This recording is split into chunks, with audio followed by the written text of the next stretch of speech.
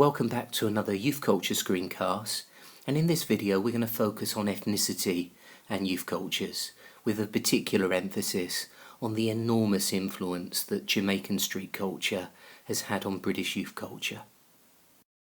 Now remember, in the previous screencast we analysed the Marxist approach to the study of youth cultures, an approach that came to be known as the critical cultural studies approach. And this perspective laid down the foundations for the early study of British youth subcultures.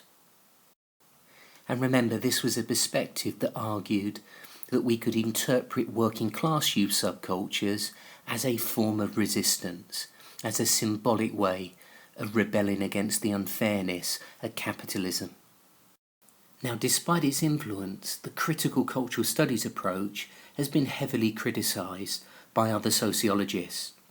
For example, Stanley Cohen argues that a big problem with this particular approach is it reads meanings into the behaviour and appearance of young people which the young themselves might not recognise.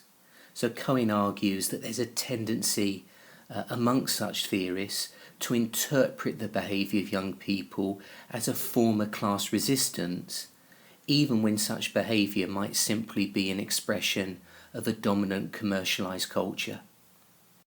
Another major problem with the critical cultural studies approach is its concern with exotic and rebellious youth, what some writers have called spectacular youth subcultures. And therefore this is an approach that doesn't consider the experiences of the majority of ordinary youth who are never members of youth subcultures or simply adopt subcultural styles because they are fashion rather than an expression of genuine rebellion and resistance. And therefore we could argue that although the critical cultural studies approach might provide some insight into spectacular youth subcultures, it's not representative of the majority of young people. And also with its emphasis on youth subcultures such as the skinheads, there's a focus primarily on the experiences of white working class males at the expense of other groups. In other words, the role of ethnic minority groups, the role of women, are often invisible in this critical cultural studies approach. And this is something that we're going to try to rectify in the next two screencasts. Now, in the previous two videos, we've seen that one way of understanding why young people join youth cultures is to see them as a collective solution to some of the problems that young people experience in society due to their structural position. For example, we saw that functionalists see youth cultures as a collective attempt to deal with the problems of a long and drawn-out transition into adulthood. In other words, they argue that youth cultures give young people a sense of belonging and identity whilst they're in this limbo state in between childhood and adulthood. And in our last video we saw that the Marxist approach also argued that young people from working class backgrounds join youth cultures as a way of trying to resolve some of their structural problems. So the clothing, the hairstyles adopted by working class youths were designed to shock and were designed to create a sense of symbolic power that compensated for the wearer's lack of real power in a capitalist society. Now, in a similar vein, Hebditch argues that black African Caribbean youth have also created distinctive youth subcultures as a way of dealing with the problems that they have faced. For example, he argues that black youth subcultures developed as a way of dealing with the problems of racism and discrimination. Now, the rest of this screencast will attempt to discuss the huge influence of African Caribbean culture on the development of British youth culture. Now, this image that you can see over here is of a boat called the Empire Windrush, and this boat arrived at Tilbury Harbour on the 22nd of June 1948, carrying 492 passengers from Jamaica who were wishing to start a new life in the United Kingdom. So the passengers, people like these guys, were the first large group of African Caribbean immigrants into the UK after the Second World War. And this is a really important watershed moment in the development of British youth culture. And this is because the majority of youth styles since the 1950s have been influenced by immigrant cultures, particularly Jamaican culture, which has had a huge unparalleled influence on British youth culture. Now, in the initial post-war phases of immigration from the Caribbean, the first generation migrants adopted smart and largely conventional dress, which reflected their aspirations to succeed in Britain. But they brought with them things like ska music, which was to have a big influence on British youth subcultures, such as the skinheads. But by the 1970s, the disappointments that stemmed from racism, from police harassment, and from high levels of unemployment began to be expressed in the clothes, the music, and subcultural styles adopted by a second generation of black African Caribbean youth.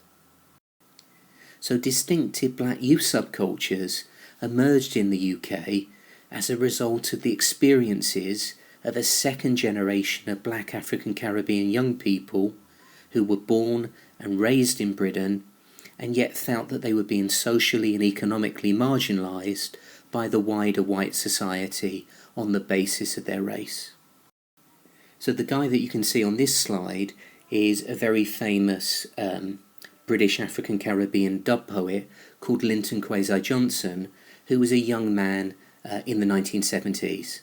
And he describes himself as being part of a rebel generation of black youths who refused to tolerate the things that their parents had tolerated in the 1950s and 1960s when they'd first arrived in Britain. So this was a new generation of black youth born in Britain who were no longer going to put up with racism and harassment from the police. Now in the 1970s, reggae music and Rastafarianism were key cultural resources that black youth used to develop their own distinctive subcultures.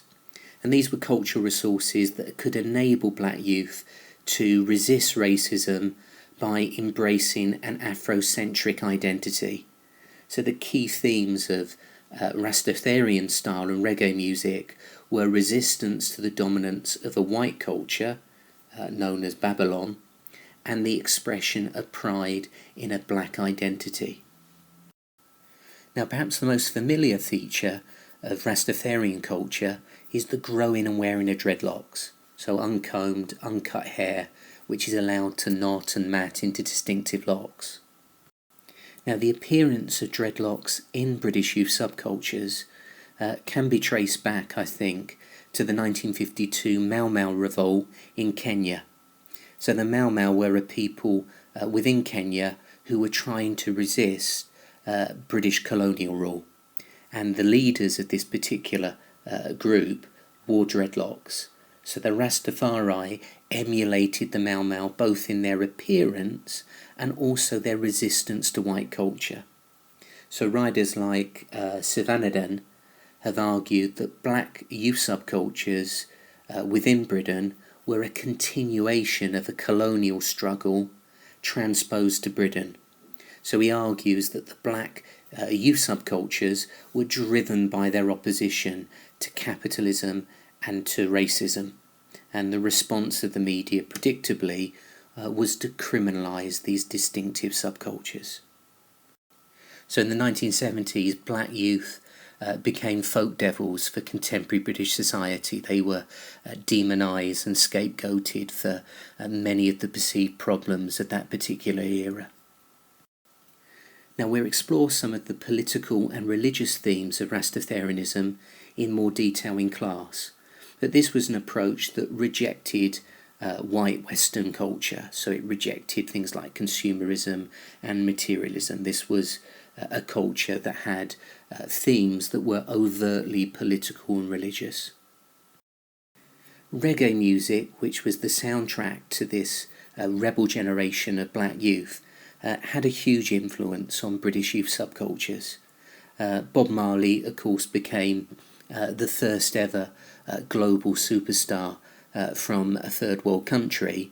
And within Britain, in the 1970s, the punk youth subculture was also heavily influenced by the Jamaican reggae and ska sounds.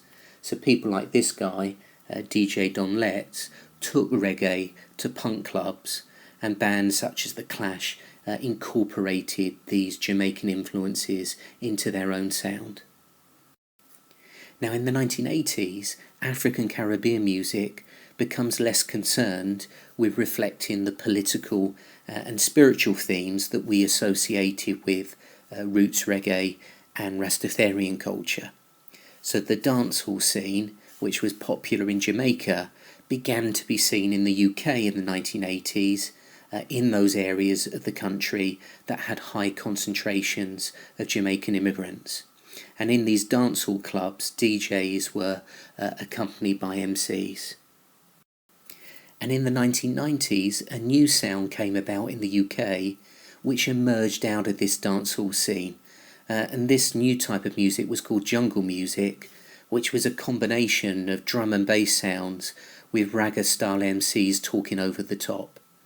And this sound was put out on pirate radio stations and at jungle raves. So this started out as an underground musical movement.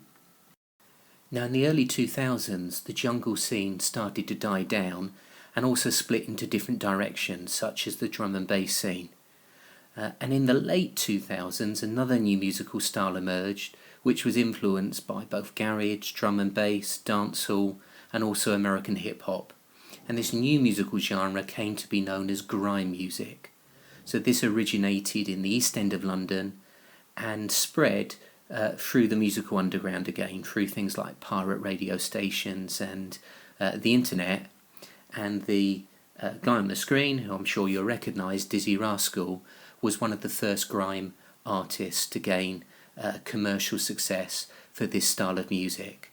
So grime music is a genre and a musical scene that we'll analyse in much more detail later on in the course.